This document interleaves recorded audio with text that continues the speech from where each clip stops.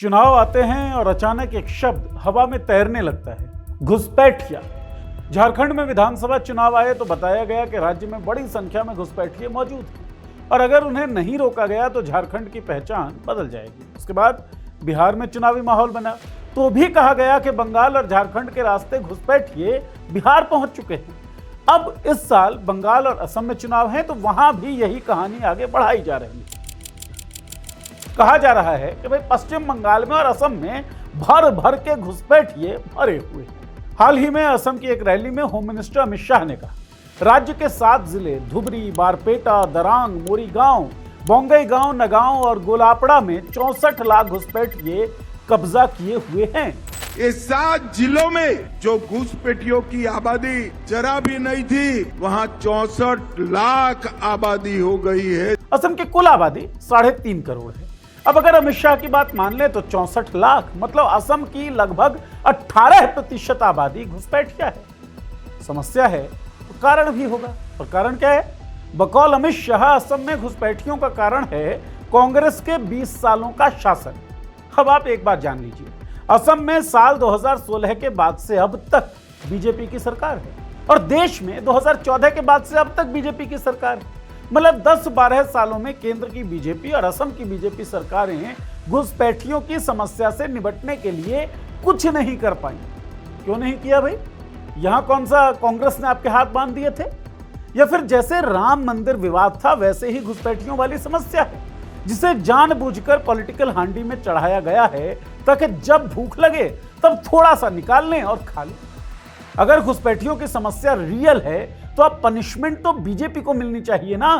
भाई 10-12 सालों से केंद्र से लेकर राज्य तक सरकार तो उनकी है। सो न्यूज़ दैट मैटर्स के इस वीडियो में बात इन्हीं सवालों पर करेंगे।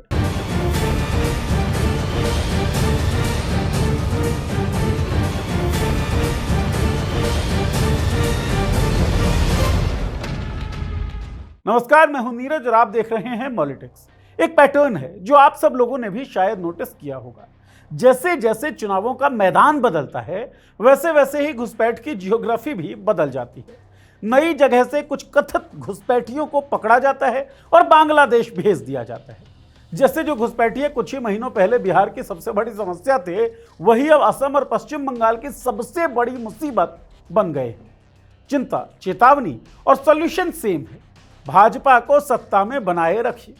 अब जब अमित शाह दावा कर रहे हैं कि असम में 64 लाख घुसपैठिए हैं तो सवाल उठता है कि 64 लाख का आंकड़ा आया कहां से? क्या कोई आधिकारिक सर्वे हुआ है? क्या यह किसी एजेंसी की रिपोर्ट है या ये एक राजनीतिक अनुमान है? और सबसे बड़ा सवाल तो यह कि जिन लोगों को बांग्लादेशी का टैग लगाकर खदेड़ा जा रहा है दरअसल वो लोग हैं कौन? तो साहब अमित शाह ने जो 64 लाख का आंकड़ा दिया है ना, उसके कागज उनके पास नहीं है। मतलब अगर आप कह देंगे तो वो कहेंगे कागज नहीं दिखाएंगे। इसका पता चलता है आरटीआई एक्टिविस्ट कन्हैया कुमार के एक आरटीआई के जवाब से। कन्हैया कुमार ने होम मिनिस्ट्री यानी कि गृह मंत्रालय से आरटीआई के जरिए पूछा कि पिछले 10 सालों में देश भर में कितने घुसपैठियों की आइडेंटिफिकेशन हुई है, पहचान की गई, कितनों को पकड़ लिया गया और कितनों को वापस भेज दिया गया, डिपोर्ट किया गया।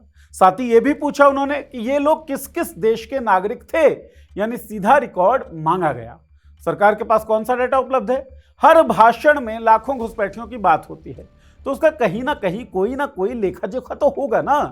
23 जनवरी 2026 को होम मिनिस्ट्री ने जवाब दिया आरटीआई का। मिनिस्ट्री ने कहा कि उसके पास सेंट्रल लेवल पर यानी केंद्रीय स्तर पर देश में घुसपैठियों की पहचान, गिरफ्तारी या वापस भेजने से जुड़ा कोई डेटा उपलब्ध है ही नहीं। यानी केंद्र सरकार की होम मिनिस्ट्री के पास ऐसा कोई इकट्ठा रिकॉर्ड नहीं है जिससे बताया जा सके कि देश में कुल कितने घुसपैठिए पकड़े गए, कितनों को बाहर भेजा गया और वो घुसपैठिए किस देश से संबंधित थे। मिनिस्ट्री ने अपने जवाब में यह भी लिखा कि अवैध विदेशी नागरिकों या अवैध प्रवासियों को पहचानने, उनकी आवाजाही पर रोक लगाने और उन्हें देश से बाहर भेजने का अधिकार अब राज्यों और केंद्र शासित प्रदेशों को दिया गया है।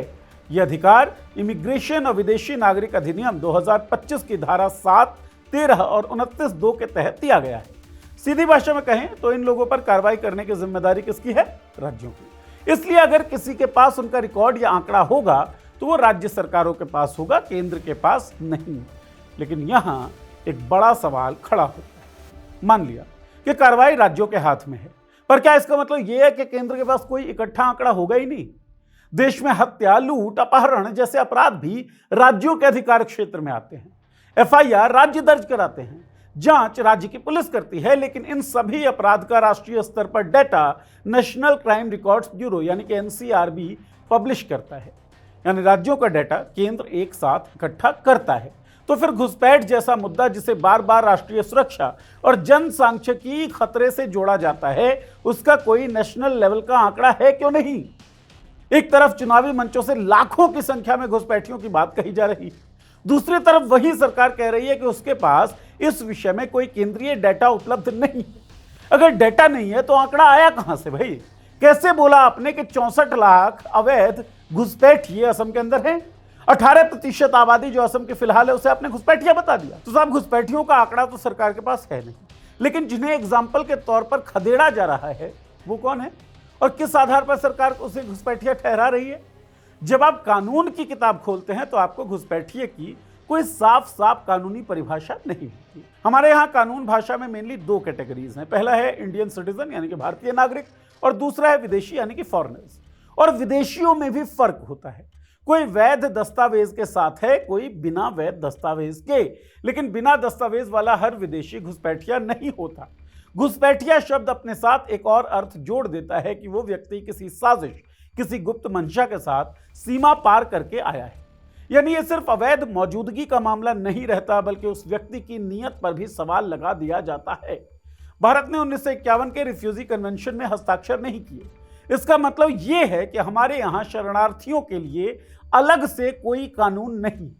जो भी विदेशी यहाँ हैं उसे या तो विदेशी नागरिक माना जाता है, या फिर अगर दस्तावेज नहीं है तो अवैध विदेशी कहा जाता है। यानी भारतीय कानून में घुसपैठिया जैसा कोई शब्द है ही नहीं। यानी घुसपैठिया शब्द को राजनेताओं ने सिर्फ अपने फायदे के लिए बनाया है। नागरिकता के आम आपराधिक मामलों में यह जिम्मेदारी राज्य की होती है कि वो साबित करे कि आरोपी जिसने अपराध किया है, यानी दोष सिद्ध करने का बोझ राज्य पर होता है। लेकिन अब तस्वीर उलट दी गई है।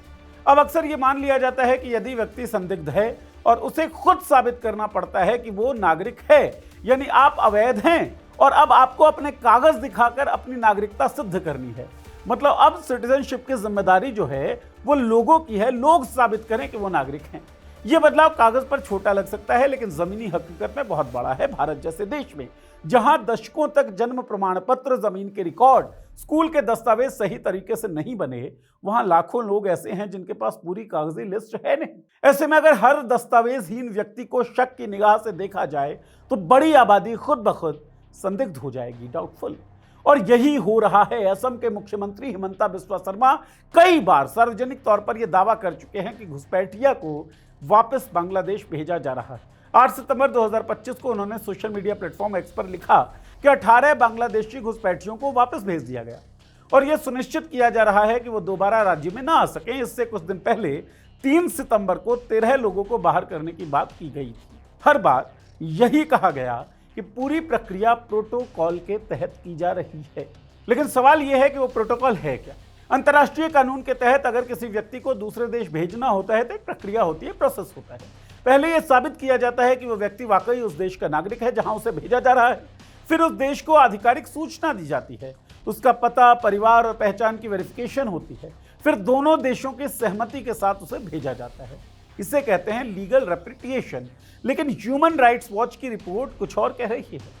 ह्यूमन राइट्स वॉच की एक रिपोर्ट के मुताबिक भारत ने हजारों बंगाली मुसलमानों को बांग्लादेश भेज दिया है। जून 2025 में ह्यूमन राइट्स वॉच ने ऐसे ही 18 लोगों से बातचीत की, जिनमें कुछ ऐसे लोग थे जिन्हें भारत से निकाला गया। बाद में जब उनकी नागरिकता सिद्ध हो गई तो अब वापस आ गए हैं। मतलब पहले उन्हें यह कहा गया कि भाई ये घुसपैठिए हैं, वापस भेजा गया, उन्होंने नागरिकता सिद्ध की और वापस आ गए। कुल मिलाकर 9 ऐसे मामले सामने आए जिनमें सीधे तौर पर लोगों को बेवजह परेशान किया गया।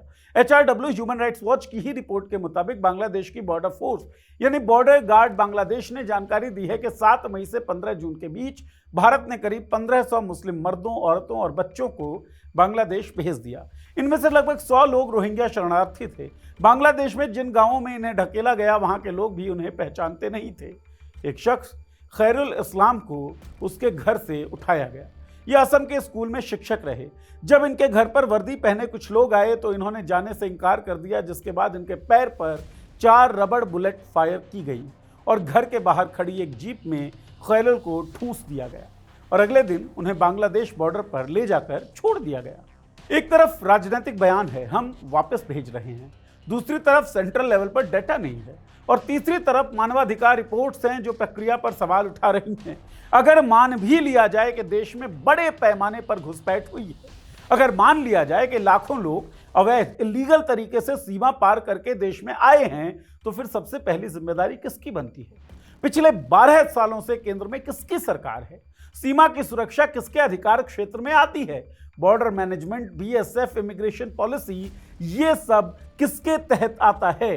होम मिनिस्टर अमित शाह चुनावी मंच से कहते हैं कि असम के 7 जिलों में 64 लाख घुसपैठिए कब्जा किए हुए हैं। अगर ये सच है तो ये सिर्फ राज्य की नहीं बल्कि राष्ट्रीय सुरक्षा की विफलता मानी जानी चाहिए और राष्ट्रीय सुरक्षा सीधे केंद्र सरकार की जिम्मेदारी है। तो क्या ये माना जाए कि इतने सालों में सीमा सुरक्षा पूरी तरीके से नाकाम रही? अगर इतने बड़े पैमाने पर घुसपैठ हुई है तो फिर उसका डेटा क्यों नहीं है? और अगर डेटा नहीं है तो फिर चुनावी मंच से लाखों की संख्या कैसे तय हो जाती है? क्या घुसपैठ के मुद्दे को जिंदा रखने के लिए भारतीय मुसलमानों की बलि दी जा रही है? ये एक बड़ा सवाल है और बीता हुआ ट्रैक रिकॉर्ड अगर आप देखें तो ये सवाल भारी है, ये सवाल जायज़ है, इसकी संभावना खूब बनती है क्योंकि घुसपैठिया शब्द बार बार आपके टीवी स्क्रीन पर, आपके मोबाइल स्क्रीन पर तैरता है। आप भाषण सुनते हैं बड़े बड़े नेताओं के, मंत्रियों के, जो ये कहते हैं कि घुसपैठियों ने देश में कब्जा किया हुआ है और आपके जहन में हर मुसलमान की एक तस्वीर उभरती है जिसके आगे लिखा रहता है घुसपैठिया। तो क्या घुसपैठिया का पूरा जो विमर्श है वो आपके मन में यही छवि उमेड़ने के लिए गढ़ा गया है? आपको क्या लगता है? अपनी राय इस वीडियो के कमेंट बॉक्स में लिखें। चैनल को सब्सक्राइब कर लें और बेल का आइकन दबा दें ताकि हमारे वीडियोस के नोटिफिकेशंस आपको मिलती रहे। शुक्रिया।